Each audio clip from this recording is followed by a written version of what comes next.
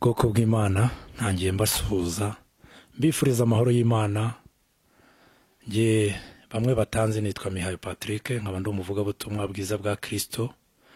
Ndumva mbere na mbere natangira nshima Imana ndetse nsenga kubw'uyu mwanya Imana impaye.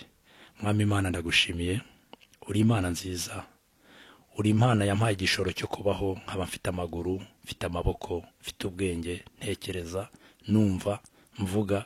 Ngushimiye ku ibyo byose wampaye. Ntaho nabirangura, ntago narangura ukuguru Dubai, ntago narangura umutwe muri Amerika, ntago najya mu Bushinwa gukoresha umutima, umwuka mpumeka ntago najya mu bitaro byo mu Bahinde ngo bawume. Nishimwe ryawe rero, ndagushimira ko ndiho kandi ko ngihumeka. Sengeye bose rero bagiye gukurikira buno butumwa, burimo n'ubuhamya, burimo nishimwe. Mw'iki kiganiro tuzajya dukora uko Imana idushoboje.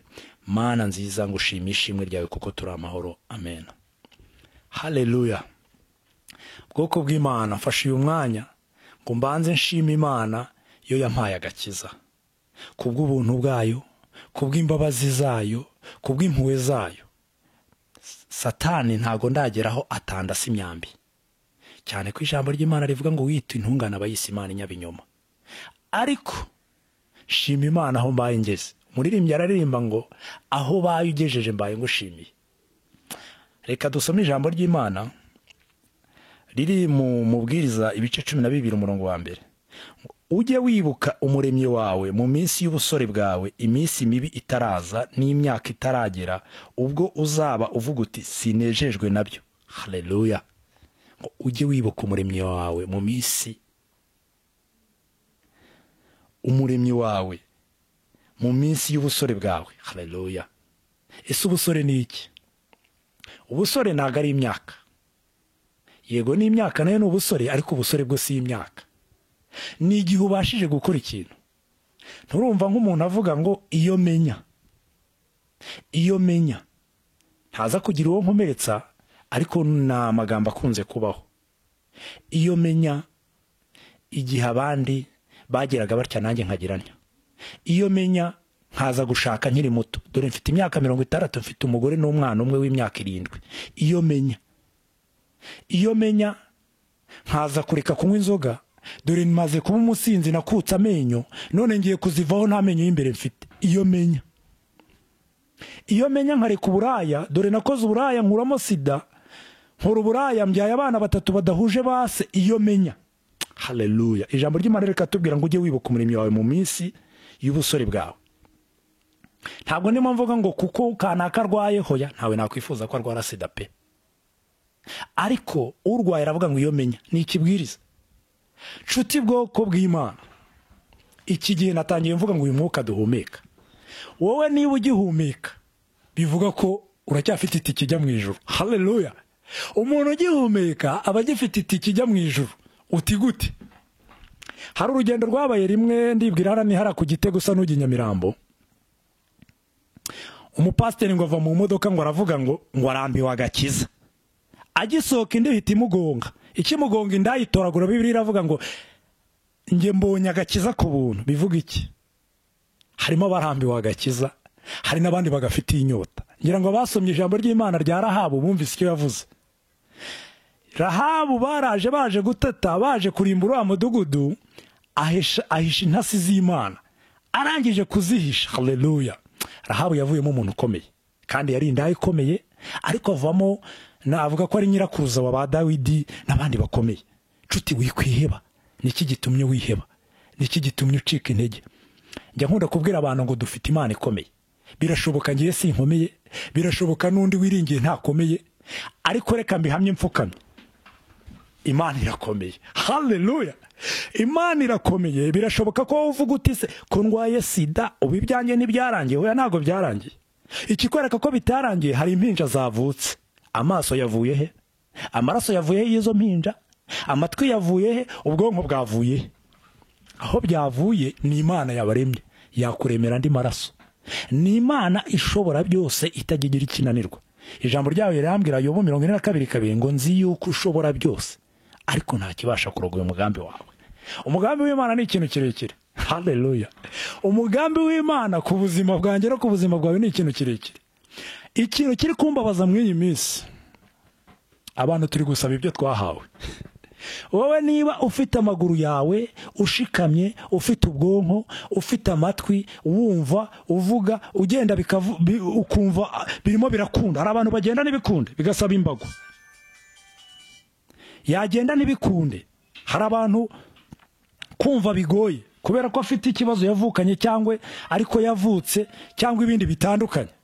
Ariko nshuti mwene data, niba wowe wumva bigakunda, wavuga bigakunda, warora nk'uko ndimo ndoranya bigakunda, ntabwo abantu bose ariko bimeze. Ayo ni amahirwe wahawe ngo yakoresha. Haleluya. Ikibazo rero cyo mw'iyi minsi, ntabwo amahirwe dufite ariko turimo tuyakoresha. Nyankunda kubivuga. Niba ufite amaso uyakoresha iki? Niba ufite amatwi uyakoresha iki? Niba ufite amaguru uyakoresha iki? Ariko siko bimeze. Nyirimo murabibona. Ngira ngo kameramana aze kubishyiraho wenda tutange nk'ingero zitandukanye. Ubu abakobwa bafite amabuno bari kuyakoresha mu busambanyi bamamaza. Bamwe bifotoza bareba hirya, abafite amaso meza bayatereka, abafite telefoni nziza za Samsung nukwirwa bareba YouTube z'ubusambanyi. Nukuvuga ngo ikintu wahawe cyose uzakibaza. Ikintu wahawe cyose uzakibazwa. Reka mbaho urugero. Tujya tugira impuhwe abantu b'ibimuga n'abandi bantu badafite amaso batarora n'abandi batumva, noneho bikagera kuri debile. Njya ngira kujya kubasura abarwayi, ugasanga umuntu ni debile ariko yicirayo inkonda undi niyumva. Nagira ngo mbwire ngo ku munsi w'imperuka uriya muntu wowe urimo useka ukavuga ngo ni debile, ni igicucu, ushobora kuzifuza kuba we ntumubona. Uti gute?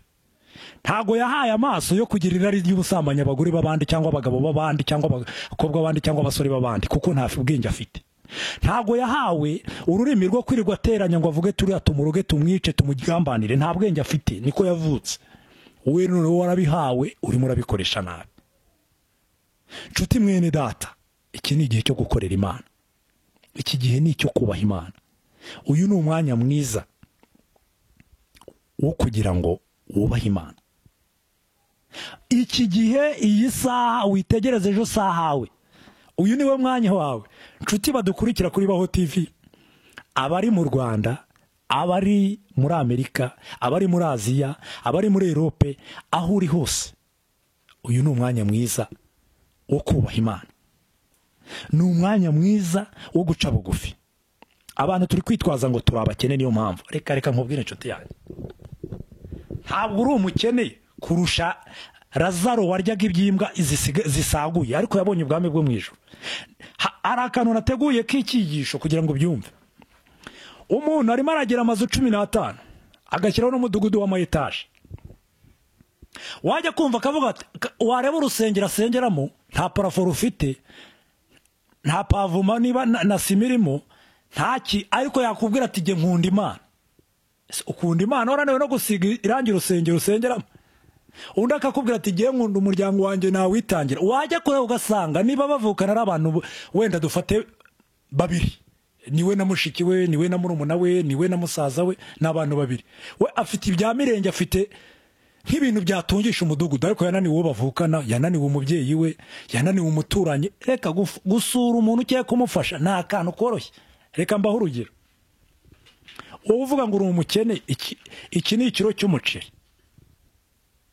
kigura amafaranga ngaho, ukagifata ukagishyira umuturanyi, noneho ukareba uburyo umukene umaze iminsi 3 asonza asirimba, agakubita umutwe akavuga ati izongera ikore n'ibindi, kubita umugara kubera ko wamuhaye ikiro cy'umuceri. Bwoko bw'Imana ndabwira bene data, nanjye nibwira, mbwira n'abapasteri, ntago igihe kigera hari icy'amagambo. Reka ni ikihe cy'ibikorwa. Abantu benshi bari kuvuga ngo urahiye, abapasteri bakambara amakote bakagenda amavewe ma Range Rover, ngo urahiye urapfu. Ashajya arashyase nicyo yihutirwa, akeneye ibintu bimuhumuriza. Umuntu ubwira ntagira mama we, ntagira papa we, ntagira umuvandimwe, arakennye, arashonje. Mbere yo kumubwira abanza umwomore. Erega reka mbabwire, nkunda kubwira abantu ngo hari ibintu bitirukanwa n'amasengesho, biyirukanwa n'imirimo. Umuntu niba ashonje, haleluya, fata ka makaroni ukamushyira, urebe ngo arabwirizwa ikibwiriza gikomeye, wijya kumubwira. Hari umuntu wansekeje ngo umuntu yaje kumukire, ngo arangije umukire ngo amurambikaho ibiganza, ngo Mana ngo umugire neza, ngo Mana ngo mwatuyeho amavuta, ngo Mana ngo atangira kuvuga indimi. Ntago ari ibyo bigezweho nshuti yanjye. Uwo muntu niba ashonje, fata ku biryo wari ufite waruhishije, umugaburire, arabafashijwe. haleluya bwoko bw'Imana. Arabafashijwe, arabaguwe neza. Fata igitunguru cya 50 cyangwa umuhe. Niba atisize wimuseka wimuvuga, mugurire vaseline uyimuhe. Tujya tugira igikorwa bita ngo kora ukiriho. Abantu b'inyamata barabizi cyane. Harimo abamama, harimo abapapa, harimo abanyonzi, harimo abandi batandukanye. Kora ukiriho ufashe umuntu. Imana ntabwo izareba amagambo twavuze. Imana ntabwo izareba amadini. Imana izareba imirimo tugira, imbuto zabo mu bana. Uyivuga ngo ngo mu buzima ngo sinshobora kugendana ngo n'umusinzi. Abasinzi bandekere ngiye turagendana. Abo mwari umugi turagendana rwose nta kibazo. Niba rero udashaka kugendana nabo, shaka isi ujyamo, kuko isi turimo irimo abanywa umugi, irimo abasinzi, irimo indaya. Ahubwo ikintu bagushakaho ni imbuto. Hinduka, berera imbuto. Berera imbuto uhinduke. Numara guhinduka nabo bazakizwa. Ariko ntago wavuga ngo ngiye sinagendana n'umusinzi, ngo sinagendana n'umusambanyi. Wumve inshuti yanjye, niba wumva utagendana n'umusambanyi, barahari muri famiye yawe, barahari muturanye. Babwirise bahinduke, mugendane nk'abavuga butumwa. Haleluya. Noneho mwe kugendana nk'abasinzi, mwe kugendana nk'abasambanyi, mugendane nk'abavuga butumwa. Bwoko bw'Imana rero, turi mu gihe kigoye. Turi mu gihe abapasteri bitanga bagafasha abandi, bagafasha abakene, ariko dufite n'abantu baruhije. Njya mbona ikibwiriza gikomeye ntabwo ari ukujya kuri televiziyo ngo uvuge uti ngusengera abarwayi. No, usengera abarwayi ni byiza, baranakira. Simpinga n'umwuka w'Imana, n'izo mpano nanjye hari izo mfite. Ariko niba ushaka gusengera abarwayi neza, ufite ibihe byiza, wumva uri kumwe n'umwuka w'Imana, ntabwo TV1 na RBA ariho basengera. CH kirimo abarwayi. Ku Muhima huzuye ibitaro, biruzuye. Mu bitaro bya Butaro burahari, Ruhengeramo abantu bahumye. Manuka ujyayo basengera ugaruke. Ntabwo ari televiziyo gusa. Televiziyo yego ni marketing n'abantu bakakumenya nibyo, ariko jya no muri za CH kumanuka. Kandi noneho sengerana babakene bamavunja, babandi basuzuguritse. Mwisengera abantu bakomeye gusa. Hoya, kuko Imana imbere y'Imana turangana. Ni nk'abantu mw'iyi minsi, umuntu arakizwa akamara imyaka 10, akamara imyaka 30 mu gakiza, akamara 50 agifite amoko. Nshuti mwene data, ufite amoko, uracyafite ngo Abatutsi, Abahutu, Abatwa. Ntibibo mu ijuru, nta byiciro bibiri bibo. Nta cyiciro cy'Abahutu n'icy'Abatutsi, kirazira. Harimo icyiciro cy'abana b'Imana. Mu gihe gifite amoko rero, witegereza urwego rwo kurira ngo nzurira njya mu ijuru. Manuka, ahubwo urimo uramanuka ujya hasi. Banza ukizwe, uhinduke, umenye imibanire. Bwoko bw'Imana rero, birashoboka ko natanze ibiryo utagenewe. Iri ni ijambo ry'Imana. Birashoboka kuvuga uti ibi biryo birabintu yambwiye birakomeye, yambabaje, yanonetse, cyangwa yambwiye ibintu byiza, ariko niba Imana yamaye ngo ngugaburire. Bwoko bw'Imana, wajya kuri YouTube ukandikaho ngo Baho TV, ukareba ibiganiro bitandukanye, ugafashwa n'Imana. Ntabwo ndi muri wawe ngo umukozi w'Imana ngo usize amavuta, ngo umukozi w'Imana. Ni ijambo ry'Imana. Ujye usoma ijambo, ujye ugura Bibiliya. Ubundi ntabwo hari ibintu mba ntumva. Sinumva uburyo umuntu atunga telefone 300 atagira Bibiliya 600. Ujye umbabarira, wenda ngiyewe nshobora kuba mfite ubwenge buke, narize buke, mukomeze munsengere mbugire. Ufite imodoka igura $40, nta Bibiliya ufite, uri umurokore. Ni ikibazo gikomeye. Ufite igikapu, wenda niba uri umudamu, ufite ibikapu 8, nta gitabo cy'indirimbo ugira, nta gatabo k'umugenzi. Ni ikibazo. Ufite inzu y'ibyumba 8 utagiramo n'inzu yo gusengeramo, kandi ufite wese enye mu nzu. Ni ikibazo gikomeye. Iki gihe nicyo kongera, garuka. Haleluya. Garukiraho, rekeraho. Bwoko bw'Imana rero, abashaka kutwandikira, abaduha ubuhamya, wakwandika, hari nomero dukunda gushyiraho kuri screen: 0788 73 7133. Mukaduha ibitekerezo, mukaduha nyunganizi, mukaduhugura. Turacyari bato, ntabwo turi bato cyane, ariko nanone turacyari bato mu by'umwuka. Mukadusengera, mukadusabira imbaraga, mukadusabira amavuta. Aho muri hose ku isi Imana irabumva. Murasenga kundusha, murizera kundusha, ariko dufatanye urugamba rwo kujya mu ijuru. Haleluya. Hari indirimbo ndimo negura ivuga ngo turi mu rugendo rujya Siyoni. Haleluya. Uru rugendo rujya Siyoni ni urugendo rurerure. Haleluya. Ni urugendo rurerure. Ninjye nawe tuzafatanya. Haleluya. Ninjye nawe tuzafatanya uru rugendo tukagera mu ijuru. Iri juru rero kugira ngo dufatanye urugendo ntabwo ari amasengesho y'iminsi 40 gusa, ntabwo ari ukujya kanyarira, ntabwo ari kizabonwa. Hari umuntu w'umukene muturanye, banza umufashe. Hari umuntu w'indaya muturanye, mubwirize. Hari umuntu ariko gute uva hano ngo ugiye guterana uturanye n'umuntu ugendera mu kagare, ntumuhere ifuti, ukatsa imodoka, urangije kuyoza ukamunyeraho ukamutera ivumbi ngo ugiye gusenga. Nshuti, banza bibaza icyo kibazo. Burya abakinnyi bakina football, ikintu gituma tubarura, n'ikintu gituma tubona intsinzi ni igitego, nta kindi. Urumva waba watsinze igitego cyangwa waba watsinzwe igitego, usize umuntu ugenda n'igare, ka kagare basunika, ntumuvuze tereka nzinge kano kagare mushyiremo, muraturanye.